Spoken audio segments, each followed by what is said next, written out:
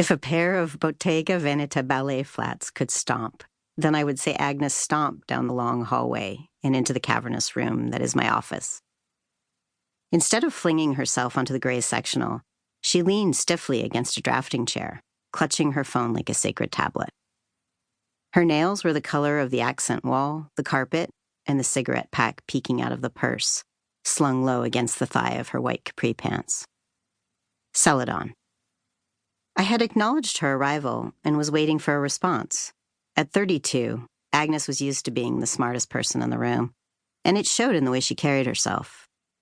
She was an MIT graduate and a level 6 engineer at Facebook, making more money than a surgeon or a top corporate lawyer. Now she was wearing a mixture of scowl and pout.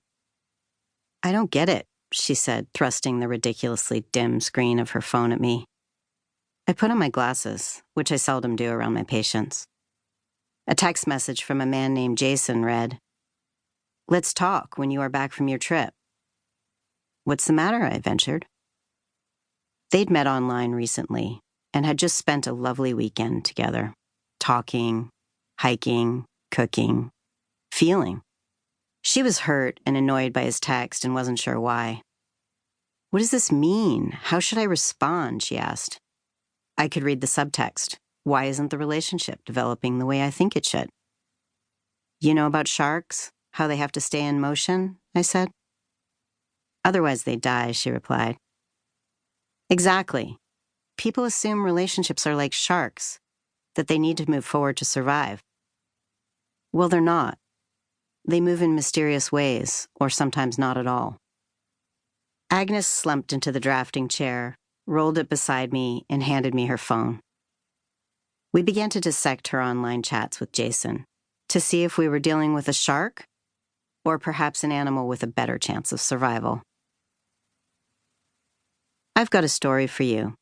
It's my own story, but I've been a psychiatrist long enough to know that it's a common one. Over 25 years of practice, my couch has provided me with a window into people's intimate lives, their hopes, their dreams, and their worries. It has shown that we're all creatures of romantic attachment, not to mention the victims of epic dating fails. I've listened to countless colorful accounts of my patients' online dating, just like Agnes's, their heartening successes and their heart-stopping failures, the thrill of connection and the agony of rejection. So if I've got a story, it's only because you've had so many stories for me.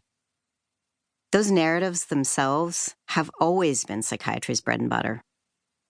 While medicine continues to grasp for the biological and genetic underpinnings of mental illness, which neurochemicals cause us to be depressed, anxious, compulsive, our stories remain a quick and reliable tool for understanding ourselves, available to one and all.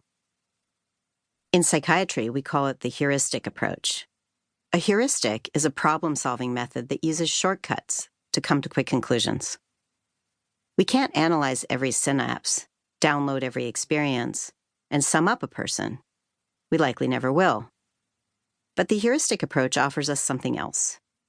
Through stories and the way we make them meaningful, we can engage in a fruitful process of learning and discovery. Scientifically speaking, stories have a bad rap. Anecdotal evidence is considered by science a lesser form of knowledge when compared with cold, hard data. Feelings, impressions, unsupported theories, they abound in the writings of psychiatry's forefathers, largely dismissed today. Freud himself acknowledged that his case histories should read like short stories. They lack the emphasis on data that we've come to expect, the serious stamp of science.